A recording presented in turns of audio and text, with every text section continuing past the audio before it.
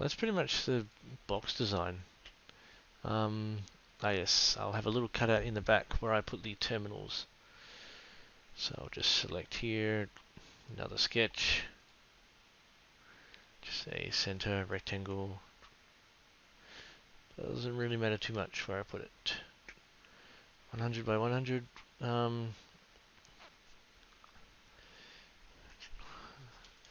So it's going to be 10 centimeters. Yeah, 10 centimeters is plenty. 60 by 100, that's good.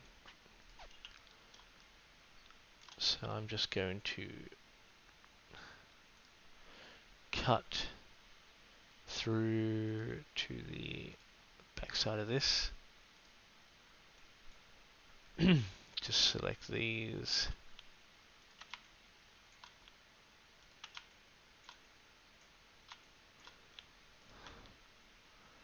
Fill it.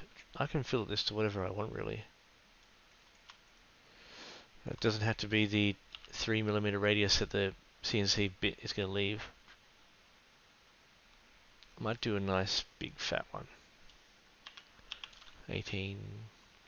Should I make it more round like this? So you have one binding post here and another binding post there. Yeah, I'll do that. Looks nice. And I'll have another. I can probably use a 9mm sheet here. So what I'll do is I'll go back to opening this sketch. Select it. Do an offset. So let's say we want 25mm of crossover for gluing it. That should be plenty of surface area.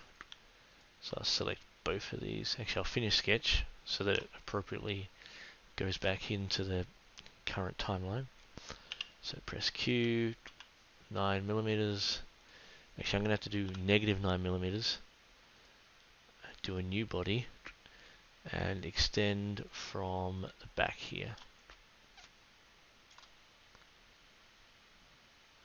Sorry, I don't want it to extend. Negative 9mm.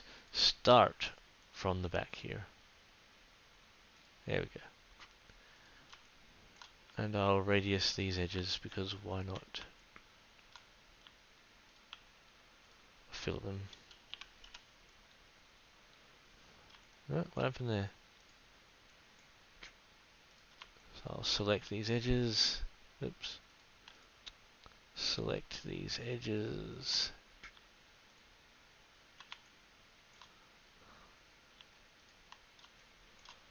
I'll fill it to 10mm or so, whatever.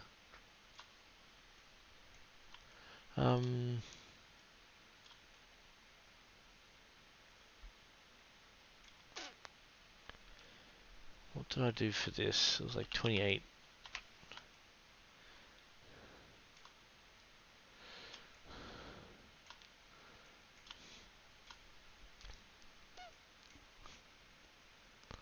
And I'll select this sketch again, and I'll add circles to it. Whatever size, 8mm I think was the post.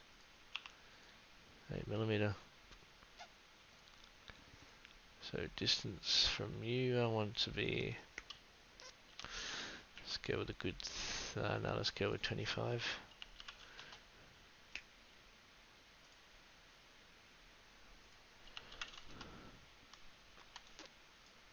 Select those holes. Finish the sketch. Press Q. Then extend all the way to the to the back here. Damn it.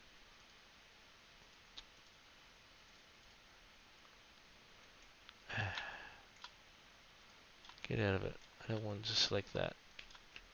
I want to select so all the way to the back of. Why can't I select that object?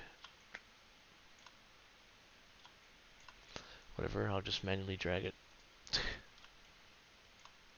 So now I can hide that sketch since I don't think I need to touch it. I need to put in the jams that this rear panel screws up against to seal. because this isn't glued or anything. It's literally just a door or panel that's accessible, removable, so you can get the speaker in and secure it or do maintenance. If I have like jams down here, it'll be narrowing this gap. So what I might do is terminate this door, around here, because that's all you need to get the speaker in. So what I might do is I'll edit the sketch. I'll place in a line around, doesn't really matter where, here will do. And I'll just set an exact height, 24 centimeters. Whoops, that's 24 centimeters or 240 millimeters. There we go. So now what I need to do is, so I will edit this feature and I'll deselect that. So there we go. And I will show this again. And I will create another extrusion of 16 millimeters. That is a new body. Now I'll hide this again. So there we go. We have our sort of separate doorway. Instead of this one massive panel, you'll just have this as a panel. Another thing, like the jam going across here will act as ribbing or support to help stop that from flexing. Because I'm going to add in more supports in here later. So quickest way to do this will be to work from this, I believe. So I'll create a new sketch, use that plane, make a offset. So we need to be careful, we need to make sure the speaker can actually get in. So 25 millimeters, oops, negative 25 millimeters. So I believe that will not clip with the speaker. Once again, just get your measurements, make sure the outer diameter. Well, the speaker, you can turn it a little bit to get it in. So I can probably bump this up to 30. Now I need this area here to overlap by an equivalent amount. So I will just do a square, sorry. Why is that not snapping? Doesn't matter, I'll do a collinear for that later on. I'll do a little bit extra, 40. And so this will be collinear with this. There we go. So I will cut this out with the same style I did with the other one. So you have these sort of overlapping bits. So I will do a line up from here, another line up from here, massive line all the way down to there, another massive line down to there.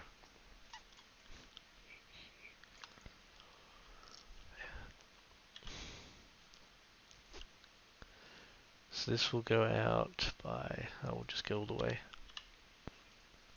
all the way, all the way.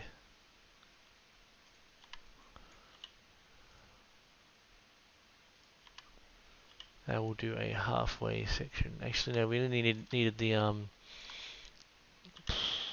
6 millimeters, I guess. I'll just set the dimension once I've placed these lines.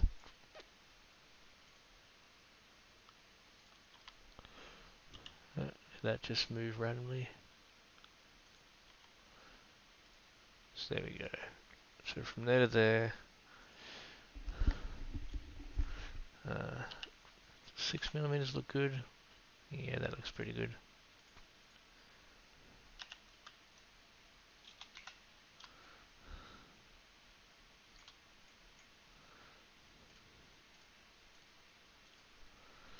Six millimeters. 6 millimeters. Awesome. Do some corners. So 3mm radius. That's the same radius as our bit.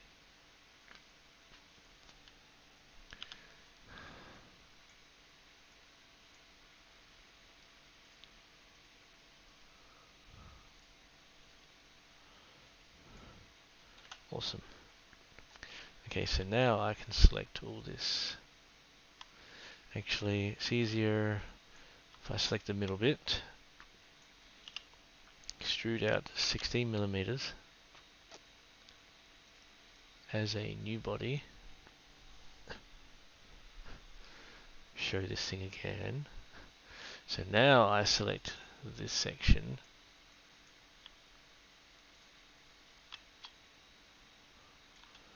it's going to get in the way.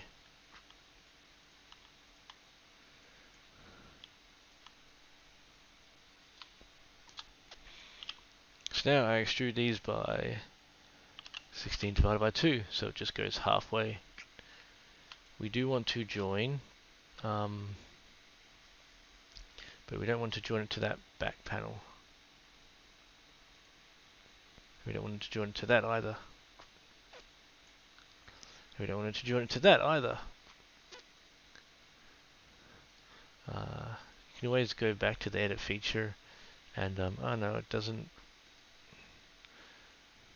I don't know where it's gone. But as long as it's joined to this appropriately, which it looks like it has.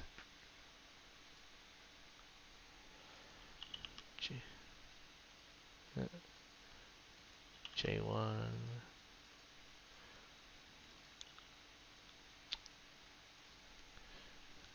J2. Leave that. So now we want to extrude all of this. Once again, we're not selecting the little nook on the inside. So extrude out by 16mm. Just a completely new body. Just get rid of everything for a second. Now we want to select these nooks again.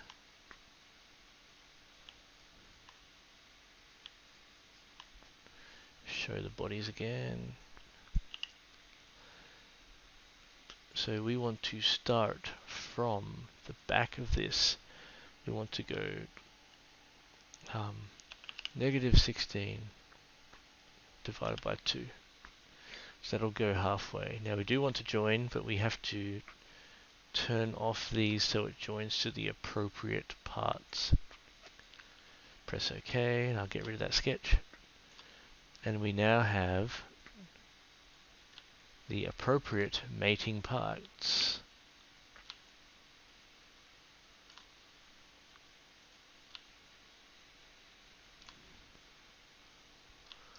I believe. Yep.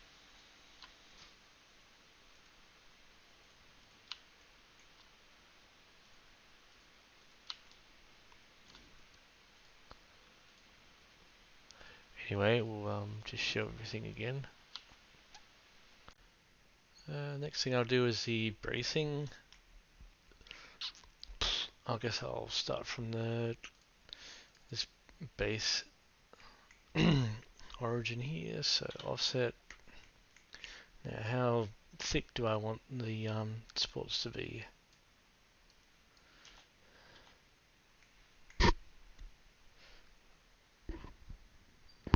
I guess 25 is going to be good enough. I'll do 30. Same thickness as the jams.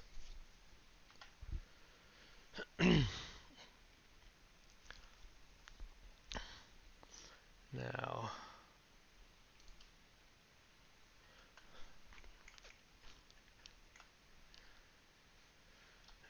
I need to add an offset for the height of this thing. So I'm just going to get this distance. So it's meant to be 41mm by the looks of it.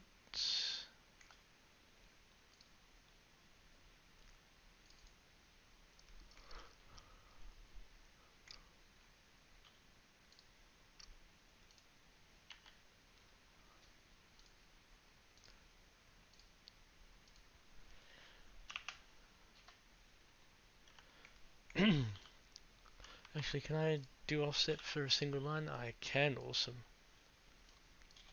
So that's 30. There we go. Now my brace, I'll do them in little slats.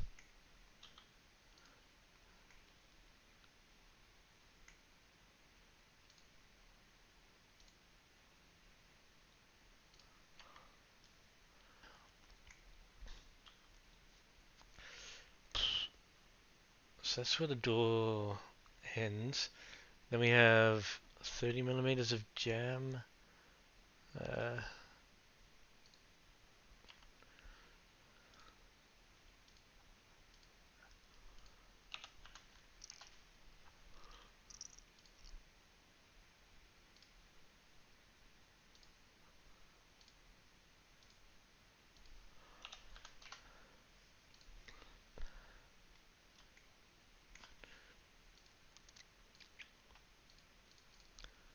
so we're gonna have this one thick strut there.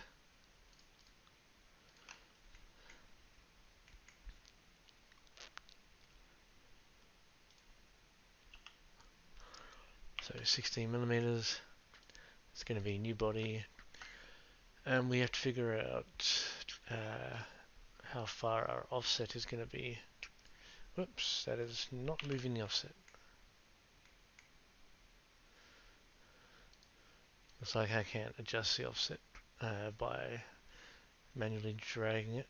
Well, I can measure.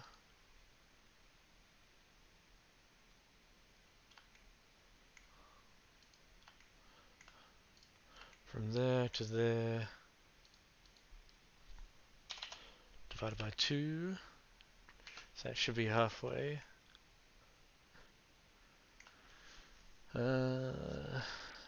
So I'll make the back support from this sketch.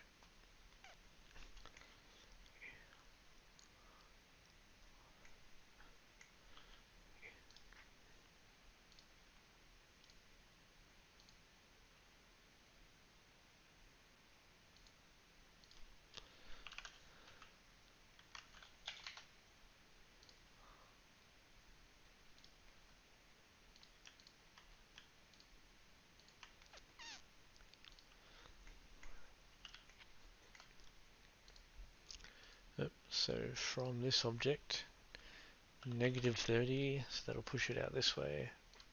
I'm going to have to move that down, which doesn't matter.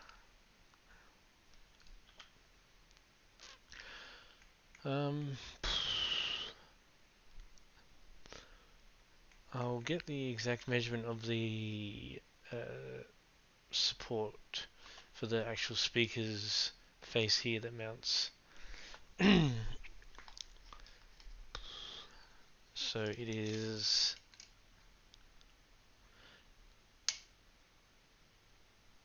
214 centimeters by the looks of it. So we'll make another circle that is 214 centimeters. So that looks a bit too, the original hole looks a bit too small. Then, so I'll remeasure this. Then again, I do have a dodgy tape measure here. 187-ish. Yeah, it's just a bit too big. Go 188.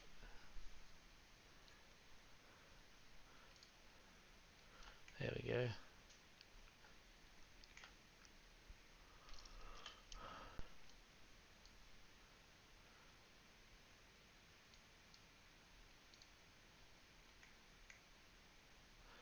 So we can go to orthographic.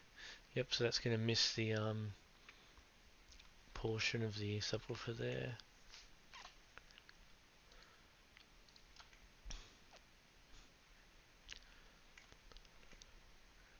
Don't need to worry too much about that. I mean, we're going to have a metal basket sitting there. That's not going to allow much flex.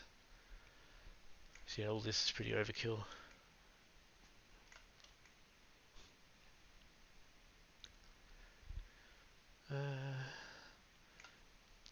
probably a way to get the internal volume of this from Fusion 360. I'm sure I can figure it out, but I'm not 100% sure how. And I'll probably have to define a border here and so on. It's good enough for now. So the extra volume I want, I don't want to make this thing wider. I don't want to make it taller either, or deeper.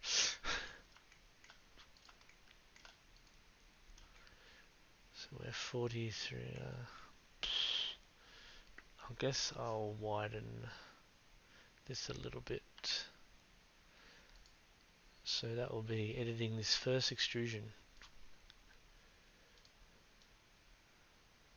So I will do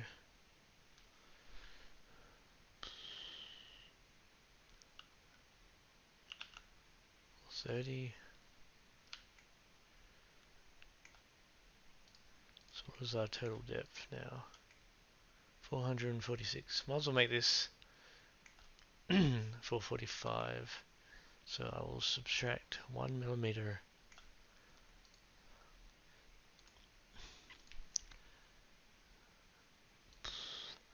Where is that? Oh, yeah, that's right. 16. It's 16 millimeter thickness. So I have to subtract that 1 millimeter to get that more round number. So that looks pretty good. So that's got some pretty strong bracing in it. There shouldn't be any unwanted flexing in that. Just wondering if I really need these sort of supports here.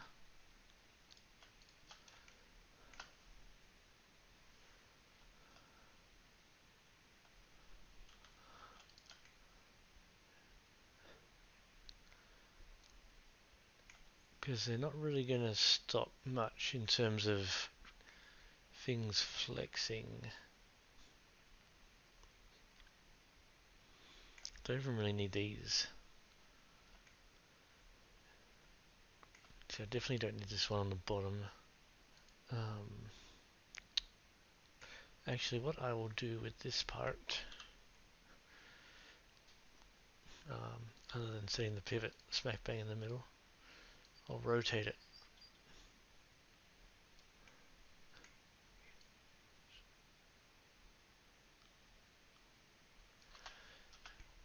So that way you have more line of sight to get a screwdriver in there or a drill.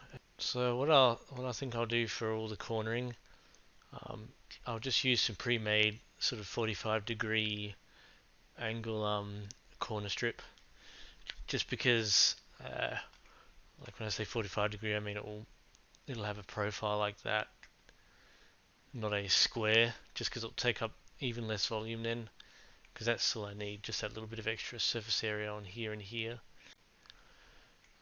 So I figured out how to get the internal volume of this, of the complicated enclosure. So I found it easiest just to copy all this and work with a single object. So just copy all these. So just do a combine operation. Select all these parts, join them into one. Now you have to deal with these openings. So just create a shape.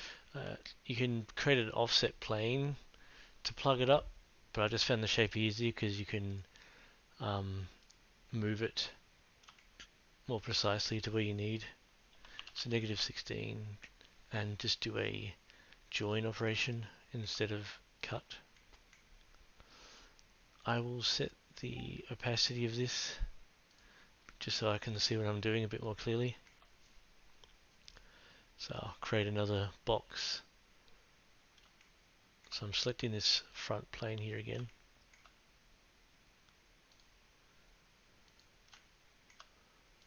Just drawing a box.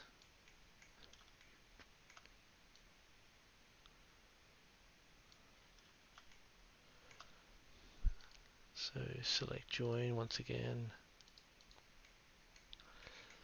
And there's these two little holes here.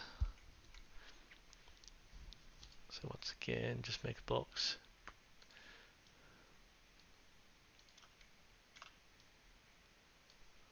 And select join.